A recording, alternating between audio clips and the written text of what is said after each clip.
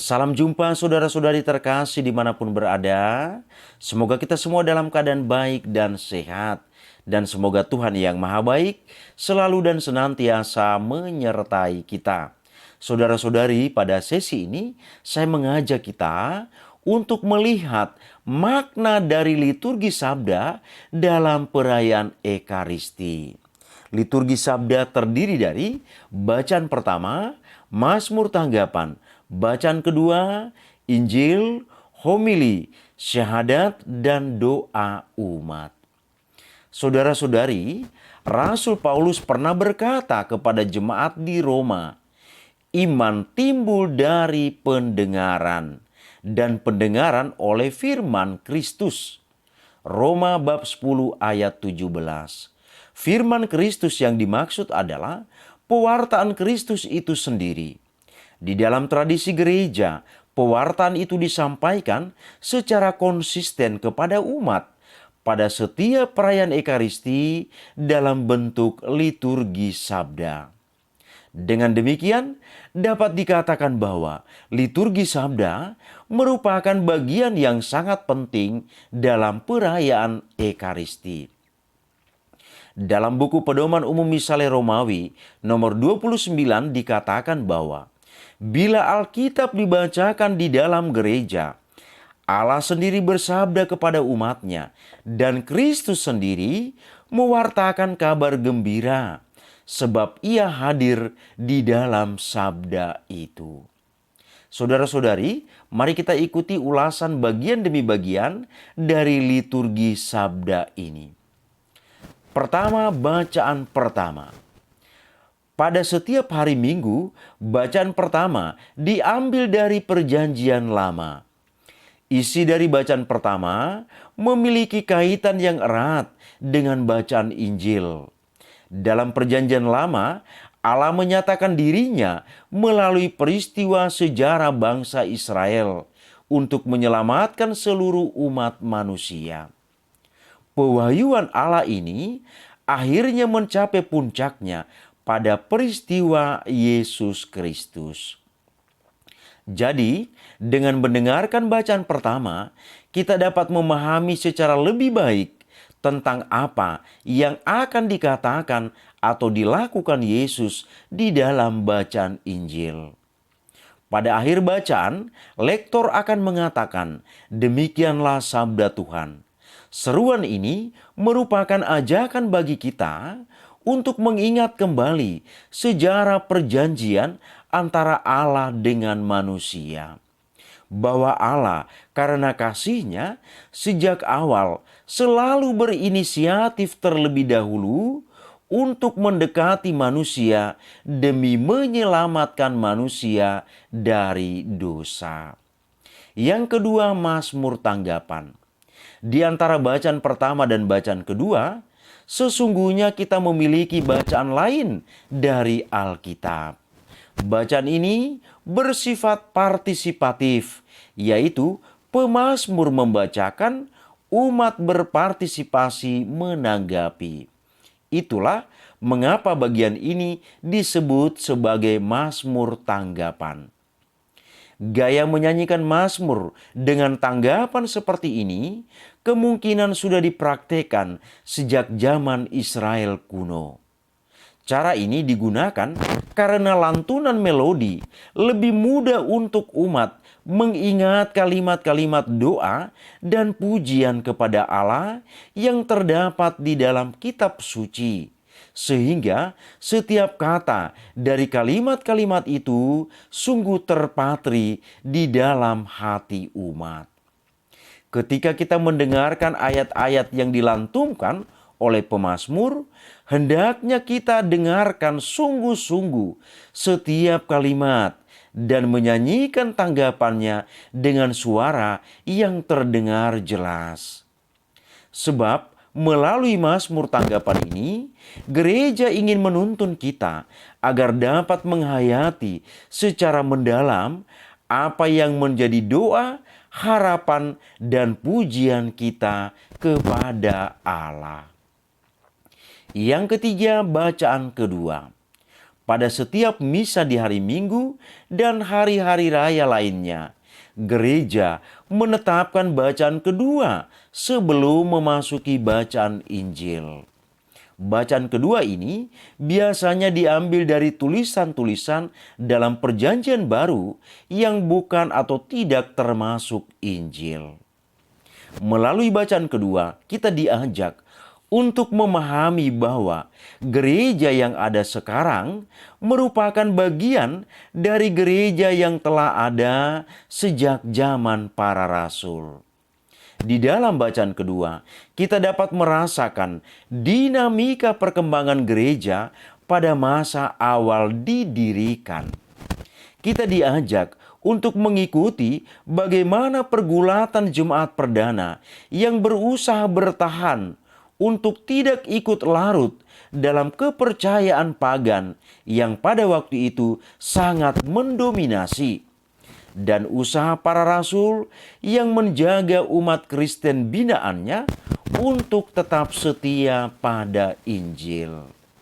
Dengan kata lain, melalui bacaan kedua, kita dapat mengetahui jatuh bangun jemaat perdana dalam mempertahankan iman kepada Yesus Kristus. Yang keempat, bacaan Injil. Evangeliarium dan pemakluman Injil membawa makna sebagai puncak kehadiran Kristus dalam liturgi sabda. Pembacaan kitab suci yang dimulai dari bacaan-bacaan Perjanjian Lama hingga Perjanjian Baru mengarahkan dan menyiapkan umat untuk meresapi pemakluman Injil. Pemakluman sabda Allah dalam Perjanjian Lama dimaksud untuk mempersiapkan kesaksian Perjanjian Baru hingga mencapai kepenuhannya dalam pemakluman Injil. Evangeliarium dan pemakluman Injil perlu ditempatkan secara istimewa dan terhormat. Keistimewaan Evangeliarium dan pemakluman Injil dapat dilihat pada banyaknya ritus yang menyertainya, yakni mulai dari bait pengantar Injil, ajakan, tanda salib, pendupaan, pembacaan atau pemakluman, dan pengecupan kitab Injil. Yang kelima, saudara-saudari, homili. Setelah Injil dibacakan, sampailah kita pada homili. Homili berisi penjelasan atas bacaan kitab suci dalam misa. Jadi, homili harus selalu bertolak dari kitab suci. Homili liturgis harus sungguh-sungguh diistimewakan. Katekismus Gereja Katolik nomor 132. Oleh karena statusnya yang istimewa itu, homili hanya dapat diberikan oleh uskup, imam, ataupun diakon. Mengapa hanya kaum tertabi saja yang diperbolehkan memberi homili? Di sini kita harus memahami bahwa melalui tahbisan, seorang klerus dikhususkan untuk melayani gereja. Dalam melayani gereja, tugas utama mereka adalah mewartakan Injil Allah kepada semua orang demi keselamatan. Homili itu sendiri berakar dari tradisi nabi-nabi Yahudi dalam menjelaskan dan menafsirkan kitab suci di sinagoga. Di zaman gereja perdana, praktek homili sudah dilakukan. Hal ini terlihat dalam Kisah Para Rasul bab 2 ayat 42 mengenai cara hidup jemaat perdana. Mereka bertekun dalam pengajaran rasul-rasul dan dalam persekutuan. Bertekun dalam pengajaran rasul-rasul berarti bertekun dalam pengajaran sabda Allah yang tertulis dalam kitab suci yang disampaikan melalui para rasul. Jadi, ketika kita mendengarkan homili, kita mempraktikkan apa yang pernah dilakukan oleh jemaat perdana, yaitu bertekun dalam pengajaran para rasul yang dalam hal ini adalah uskup, imam, dan diakon. Homili merupakan bagian integral dari liturgi sabda. Sebab yang telah disampaikan sebelumnya bahwa Yesus hadir melalui sabda yang dibacakan. Begitu juga di dalam homili. Imam yang sedang menyampaikan homili merupakan simbol kehadiran Kristus atau in persona Christi. Partisipasi aktif umat adalah mendengarkan dan meresapi homili yang disampaikan oleh imam. Yang keenam, syahadat para rasul.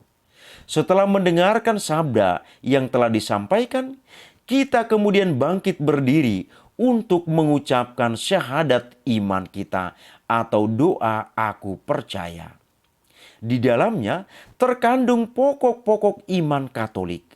Hal ini ingin menegaskan bahwa sabda telah membawa kita untuk semakin teguh dalam iman, dan hal itu ditunjukkan dengan pernyataan syahadat tersebut.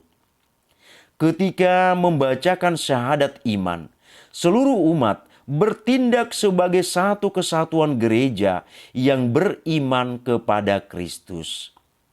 Iman adalah syarat utama untuk mendapatkan keselamatan.